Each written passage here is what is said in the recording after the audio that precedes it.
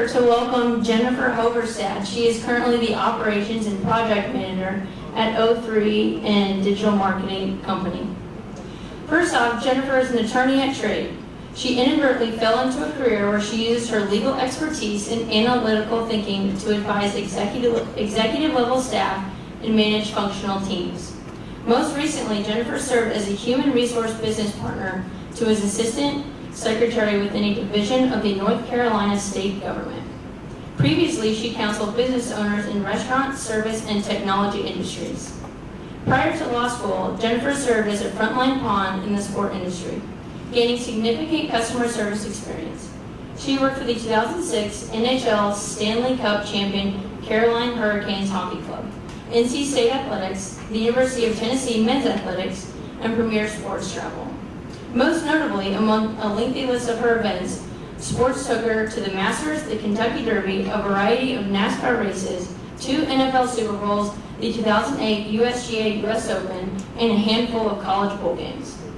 Jennifer holds a bachelor's degree in business management from North Carolina State University, a master's degree from our very own University of Tennessee, and a Juris Doctor degree from Elon University School of Law. At NC State, she served her senior year in the elected office of Student Body Chief Justice. And in recognition of her leadership, she was an inaugural recipient of the Matthews Medal Award. At Elon, Jennifer studied business and law abroad in Vietnam and Singapore. Since 2011, she's held a law license with the North Carolina State Bar. When not at work, the Raleigh native holds a deep pride for her hometown. Jennifer is currently serving a 2-year term on the Raleigh City Parks and Recreation Greenway Board. A daughter of a veteran local broadcaster, Jennifer enjoys public speaking. For more than a decade, Jennifer has volunteered on-air talent at the UNC TV for the station's statewide fundraisers.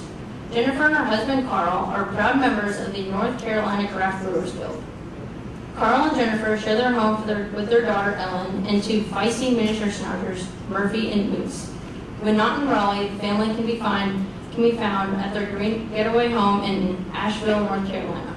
Please welcome Jennifer Hoverstad.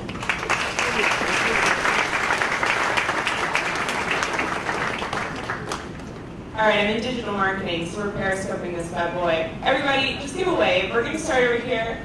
Tell everybody out there on Periscope. Right now we're climbing with viewers. You guys look great. I'm going to borrow your right shirt.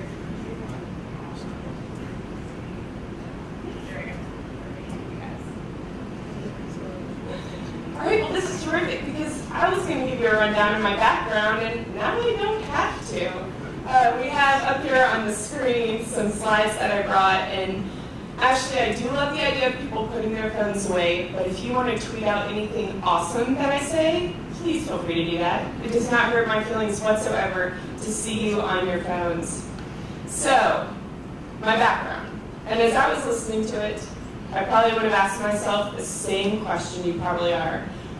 What in the world has she done with her career? Here I was at NC State. I have my degree in business. The whole reason I did business was because I really wasn't sure what I wanted to do. Worked for the football team at State, worked for the Hurricanes, came to Tennessee, worked here in athletics, went back home, worked for the Wolfpack Club. I thought I will have a lifelong career in sports, and it'll be wonderful. So I thought I could plan points A to B, B to C, and everything would go according to plan, right?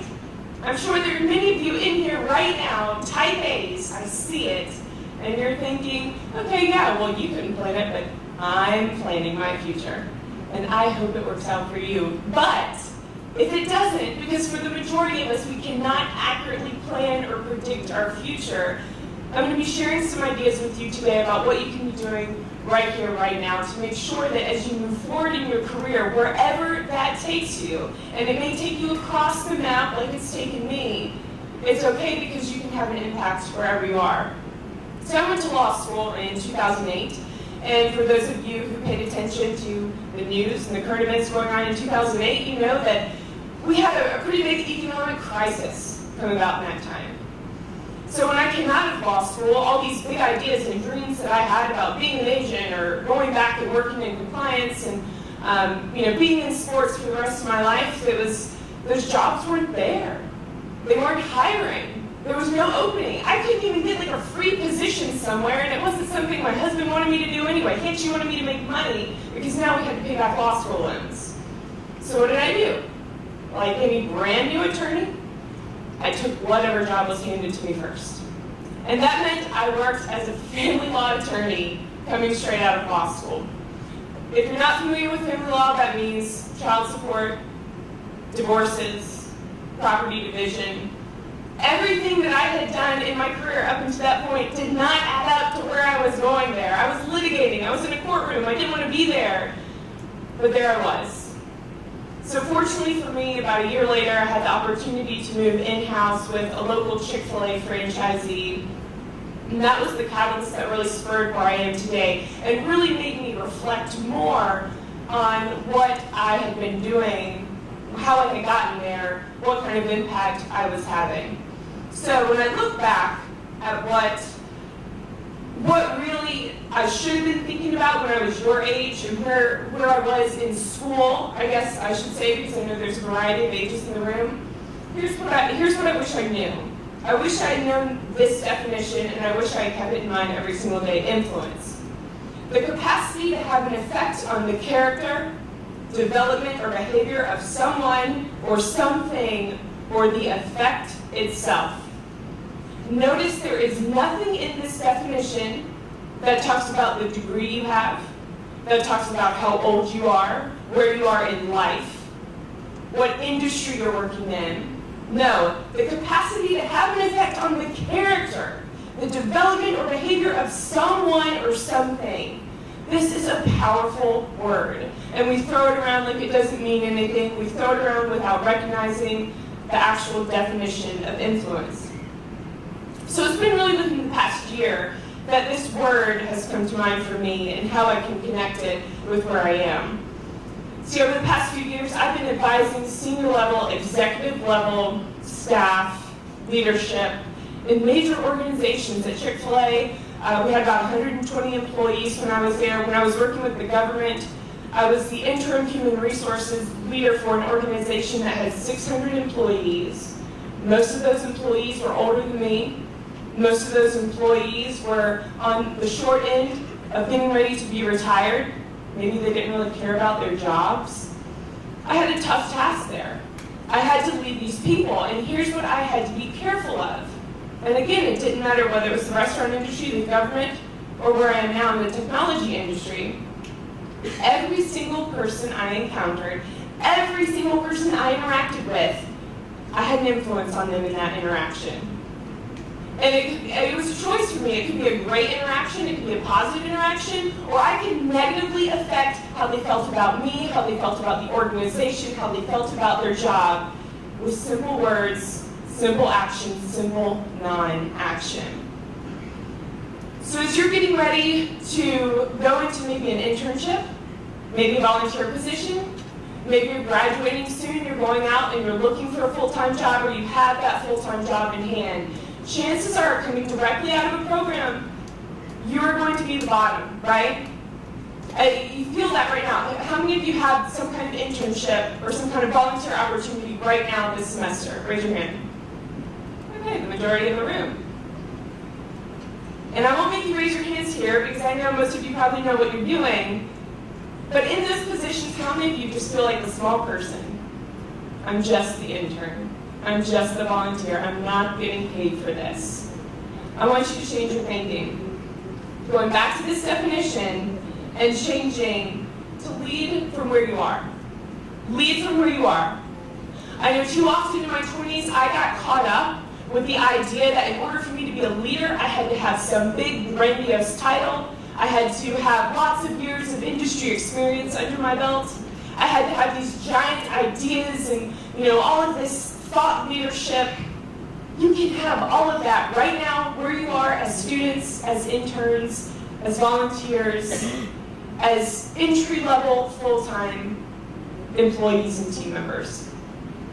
And it's the people that have been on my teams over the past few years that it didn't matter what their background was, their age, if they made the conscious, the intentional effort to lead from the position that they were in, it had an impact on me. I can tell you right now, I work with a team full of amazing professionals at O3. Like you heard, we're a full-service digital marketing firm in Raleigh.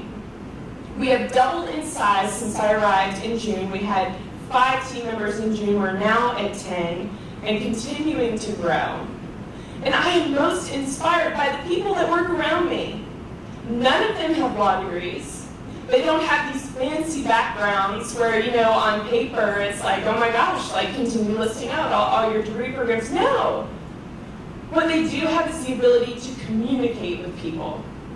It's simply the ability to communicate, the ability to be transparent, the ability to be vulnerable, the ability to pitch in ideas when ideas are needed, whether or not I've asked for those ideas.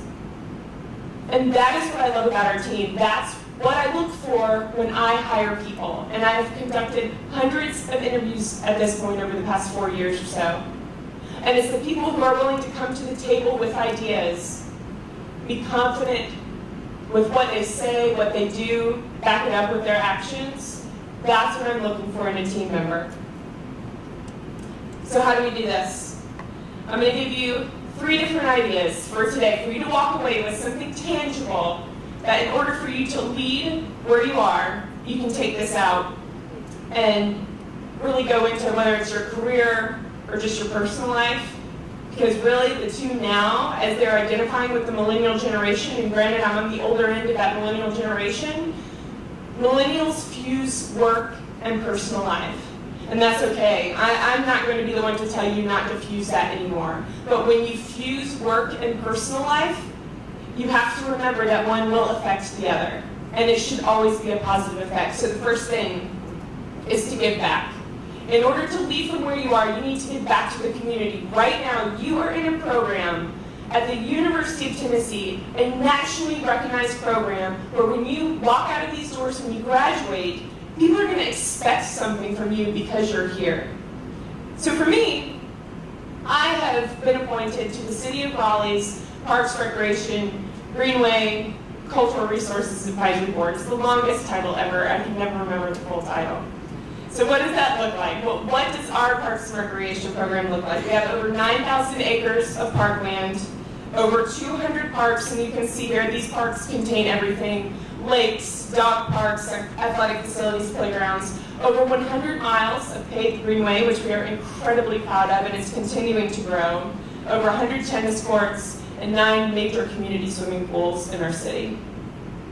So as a representative on this board, I speak for the citizens. I actually live in a neighborhood where we have greenway trails, where we have a park, and it's one that I grew up going to in Raleigh, so certainly it's very special to me. But one of the things when I was appointed to this, because you have to have a city councilor to appoint you, he said, hey, I noticed your background. I noticed you have that master's degree in sports studies.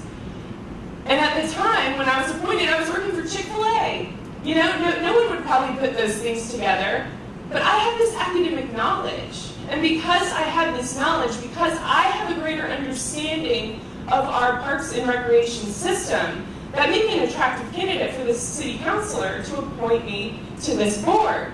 So not only am I bringing my voice as a citizen, as a user of our parks and recreation system, I'm also bringing a more enlightened background, so to speak, because I have a better understanding of all these working elements of our Parks and Rec system. I have a higher respect for it because I know what our people are doing day to day, our Parks and Rec staff. So when you leave University of Tennessee, whether you go into sports or you do not go into sports, you have this knowledge now that you can give back to your community. So I challenge you, whether you're still in school or when you graduate, find a way to utilize this knowledge and give it back for good. Because sport is a universal language. Everybody speaks this. We can communicate through sport. We can do it with the wealthy. We can do it with the impoverished. Sport speaks to all people. And you have been given the tools here at Tennessee to go out and use it. So I encourage you to give back with your knowledge. Second thing you can do to lead from where you are. And my team that is watching me in Raleigh, I don't know if you can see the board, but this is a clip from a blab that we had recently. Social media. Who's heard of Blab? Anybody? Blab.in? All right, all of you check it out afterwards. I promise you'll be addicted. It was described to me as what Google Hangouts should have been, And of course, being in the digital marketing world, as soon as we heard about this at O3, we were like, well, we have to get on there. Because we can't pitch these ideas to our clients unless we're actually using them ourselves. So this is from a recent lab, but you get to meet people, you get to talk about ideas. For those of you interested in marketing, Lab is full of marketing experts. But big name people, Ted Rubin being one of them. I don't know if you've heard of the hashtag R&R, return on relationships. He's a big user of that phrase. But I'm able to actually interact with him and connect with him and meet him as a person rather than just some big name through social media. So social media is something that's talked about quite a bit, right? We all have social media. We're on Facebook, we're on Twitter, we're on Instagram. You know, I Instagrammed and Facebooked a picture of the stadium as I got here today. But how consciously are you using it? How are you using it to influence the people that are following you? Are you doing it just to document your day for your own personal use? I mean, if so, that's fine. You can do that. No one says you can't use social media. But you have platforms, free platforms, for you to show your thought leadership at this point in life, for you to show your experiences, for you to show people that you are an awesome person and that you would be a great employee or a team member all through social media. And I was talking to Ram about this morning and just talking about in the hiring process. If you have public social media accounts before you were hired in any of the positions I've been in, I already Googled you. I want to know what you're doing. I want to know what you're all about. And I recently had a question when I was speaking with another student group, and a student raised her hand and she said, but what if you're judged for something negative that's put out there? Here's the answer. Don't put anything negative out there. If you think that someone may judge you for what you're putting out there, stop. Just don't do it. It doesn't matter. You want to put information on your social media accounts that is valuable to your audience. That's what it's there for. And it's such an element now that I didn't have when I was coming out of school. Facebook was still getting going, and we're all trying to figure out how to use it. And now you have these tools at your fingertips to make you a stronger potential employee. There's no reason that someone can't Google you and be like, yes, I want that person to come work for me. So how do we do this? Some of the benefits that we just talked about, these are all from Buffer, so I won't take full credit for them. But partnerships, leadership opportunities, greater mind share, greater credibility, recognition. How cool would it be for you to go into someone's office and say, hey, I'd love to work here, and they'd be like, oh yeah, I follow you on Twitter. You really know what you're talking about. I'd love for you to work here too. It's possible. It is possible, and I've seen it work. So, where to start? And this is just a general idea, and this is more of a blanket thing, and we can talk about specifics. I'm more than happy to talk to any of you about your own personal social media plans, strategies after the conference. Pick about 1 to 2 areas of focus. For me, that typically depends on the industry I'm advising in. I do want to make sure I fully understand the industry I'm advising in. I also want people to know, like you heard, I'm a proud member of the North Carolina Brewers Guild. I support our over 130 craft breweries that we now have in the state of North Carolina. That's something that I truly enjoy. It's more of a hobby of mine. You'll see it all over my Twitter. You'll also see some of my day-to-day things that I'm doing that I think would be valuable. And like right now, Periscope, it tweeted out that I was on Periscope in case anybody wanted to join us here in the conference today. So just pick a couple of areas of focus.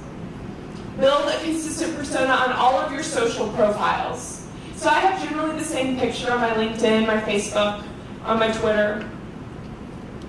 The voice that you see on my Facebook is the same voice that I'm projecting on Twitter. It's a positive voice. First and foremost, everything I'm putting out there is positive. You won't find political rants. You won't find me bashing people on social media.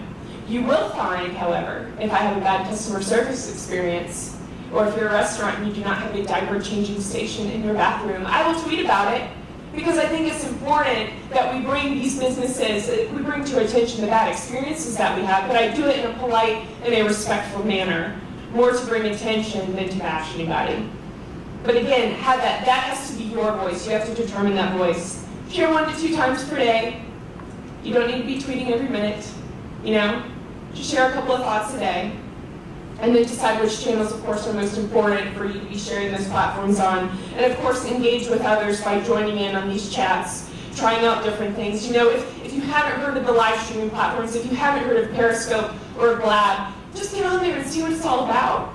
Try it out, because you don't actually become good at social media until you give it a while, until you give it a try. So what I put on here is my September 2015, my Twitter performance, my analytics. Which really these numbers mean nothing, but this is the point I'm trying to drive at. When we go back to lead from where you are, you can see that I had nearly 80,000 tweet impressions in the month of September. I was at a conference, that's why I was tweeting so much. But my tweets ended up 80,000 times on people's timelines. One of those tweets, I can tell you, had a typo in it. And it was one of my most popular tweets. And it killed me that I had a typo in that tweet.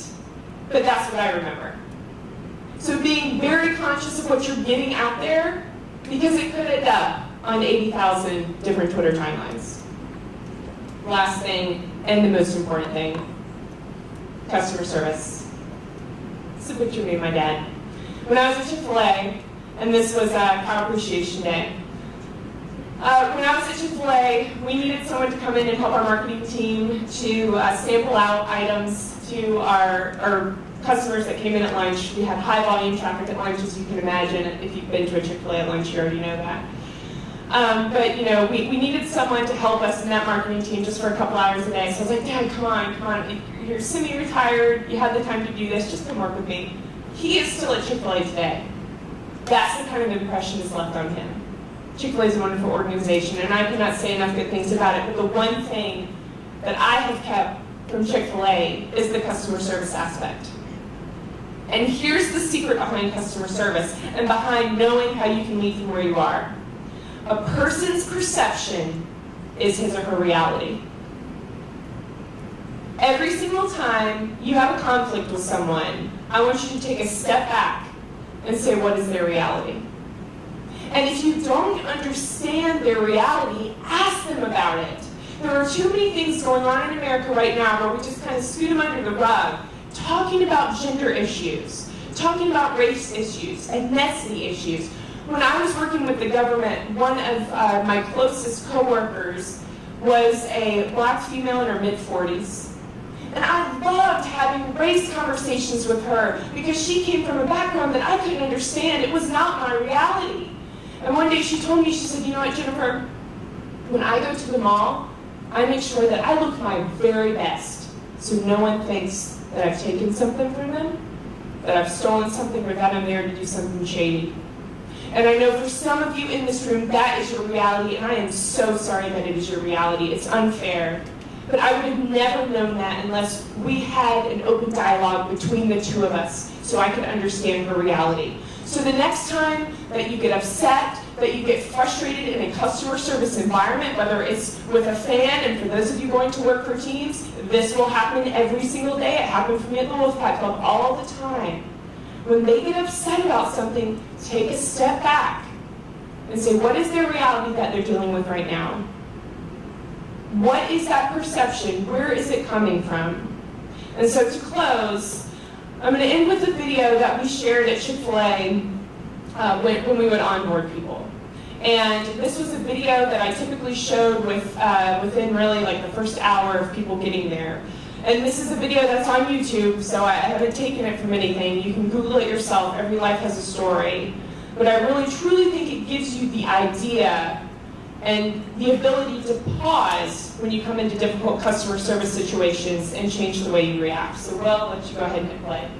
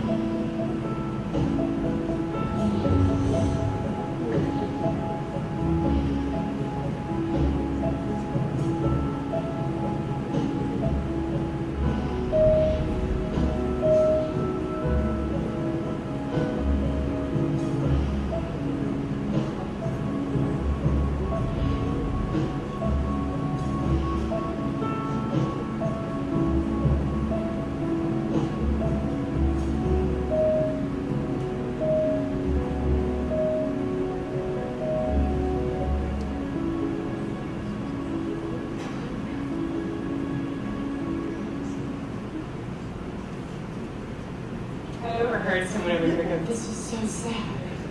It is, but this is our reality, y'all. And it's not just people who are eating at Chick-fil-A, it's every single person in this room. You guys have pasts, you have backgrounds, and that is why it is so important. My contact information is on the last slide, but we'll get it for you later. That is why it is so important for you to remember to lead from where you are. You can have an impact on every single person you come into contact with, whether you know them or not. And I promise, if you make that intentional influence, a positive influence, it will take you places in life. It may not take you where you think you're going to go right now, but it is going to get you further in life than you expect. So thank you, and I will take any questions. Guys, we have a time for about 3 or 4 questions, so.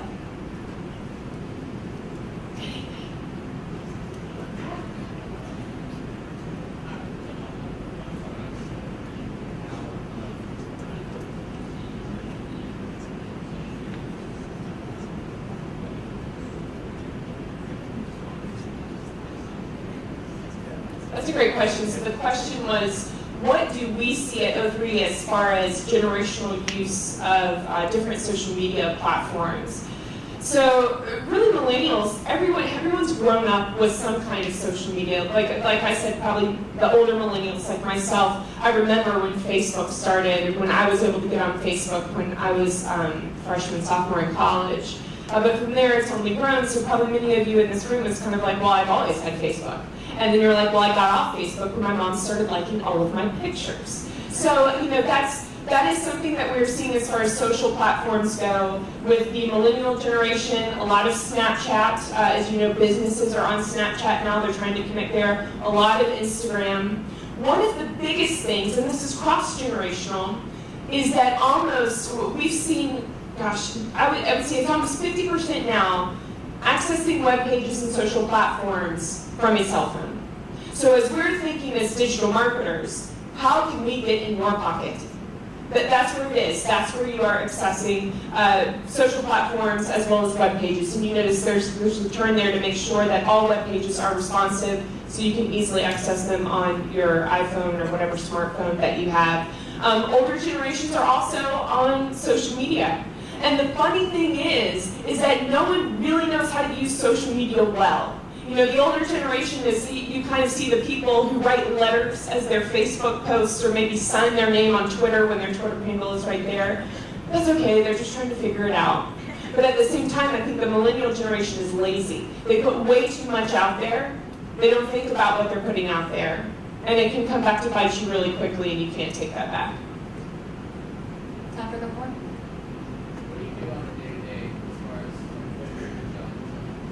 That's a great question. If our CEO is watching on Periscope right now, I would love for him to answer that. So I'm operations manager, which means that I'm the only one in our office who's pretty much like a non-creative by background, if you want to describe law that way, although everyone has their own creativity, I know. But marketing, human resources, the legal aspect of our business, we do hire outside counsel, but I help with day-to-day contracts. I do all of our processes. If I could define something, because literally my daily routine is never the same. And that's why I love where I am right now. This is what I've been looking for in a job. And I can tell you, you will go through jobs where you're like, oh, if only I had this, if only I had this. I am finally in a position where I have flexibility.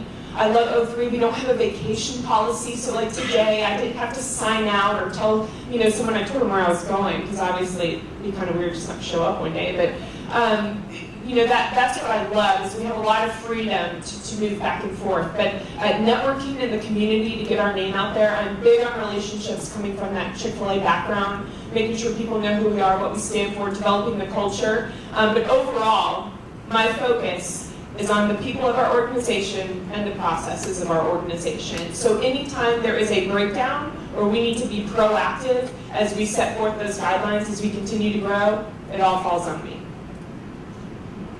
Would you share with us the tweets that impacted 80,000 timelines? Oh my gosh, it's so embarrassing, but I'll say it. So I was at this conference in Boston in September, and I think it was Seth Godin, if you guys are familiar with him. He was the opening keynote speaker. And he said something about the effect. We were talking about Seth is really big on tribes and building that tribe brand. And he compared it to a gang. And so, for those of you that know some of the bigger gangs, we have the Bloods and the Crips. So, he was comparing these things. And so I spelled Crips as if they were like rising from the dead with a C. And somebody on Twitter called me out. And I was like, oh my gosh, that's terrible. So now I felt like all of Twitter knew. But literally, it was retweeted so many times. And it had like this impression count, like over 9,000. And I was like, awesome. So either over 9,000 timelines think I'm an idiot, or everybody else is an idiot with me and only one guy called me out. So, but it's a lesson learned and I can totally laugh at it now. And my first instinct, had I been on social media initially and had I not been where I am today, I would have deleted it and been like, oh my gosh, that's terrible. Now, it's just funny. And the fact that I didn't know how to spell a gang name, it's like, okay, that's probably a good thing, right? So yeah, turned it into a positive. One more, yes sir. It's kind of a two-part question. With your work on the Parks and Rec Advisory Board, do you utilize social media there, like digital marketing? And two, do you see a social media platform in the future on the horizon to maybe get us ahead of the game a little bit? So the questions are, as far as like my involvement, how am I using social with the Parks and Rec Board, and then social media platforms on the horizon. On the horizon is live stream. So we have Meerkat, Periscope, and Blab. Meerkat came out, I think, in February of this year. So it is so new and is so fresh. That's why now is the time to get on it, because you can screw up with it, you can figure things out, you can kind of feel like an idiot and maybe not have a lot of followers. And then when everybody else decides to join, you're already be on it. And so with the Parks and Rec Board specifically, I do try to tweet out wherever I am. Like I've already tweeted a few times that I'm here, kind of showing pictures. In your social media, if you're not utilizing pictures, chances are you're not really picking up the audience, so just kind of keep that in mind with whatever you decide to tweet out, especially when you're at a professional meeting like this, or like with the Parks and Rec Board. I will tweet it out. I'm also on a citizen planning committee within the board where we are planning a new park in Raleigh, and that's awesome. I'm at the beginning of the process with that. It is a land space that's been around since I can remember, and now I'm having a say as well as a group of other people in Raleigh. So when we meet, because we're a small team of 30 people representing the entire city on the say in this park, I do tweet it out. I use the hashtag of the park name, Wood Meadow, and I haven't necessarily received a lot of feedback from it, but it's there, so you can see it if you were to go back. Fortunately for me, the city of Raleigh has an amazing social media department. So while I tweet about my experiences with the Parks Board, specifically on meetings, what's going on, what kind of big things are coming out of it, we have a department social media person or persons, I don't even know who they are. They do an amazing job. They're on Twitter, they're on Facebook, they're actually periscoping events that are going on throughout the city of Raleigh. So for those of you that maybe go into city or town parks and recreation programs where social media is not as defined, that is a great opportunity for you to take in there. Of course, there's always some legalities when you're working with the public, but there is no reason that you can't be periscoping at public meetings or when something is opening or something's happening for the first time. It's a great idea to take into an employer like that. But here's the thing. If you take social media ideas to a future employer or potential employer, they want to see how you have utilized it. So ideas are great, but unless you actually have a presence on social media and can back up all the ideas that you're giving them, it's probably not going to work. But yeah, volunteering for a Parks and Rec department, that would be a great way to test out some of your social ideas especially. We're done. Okay. Sorry guys. I will be here for the entire conference, so please feel free to reach out to me during our break or afterwards.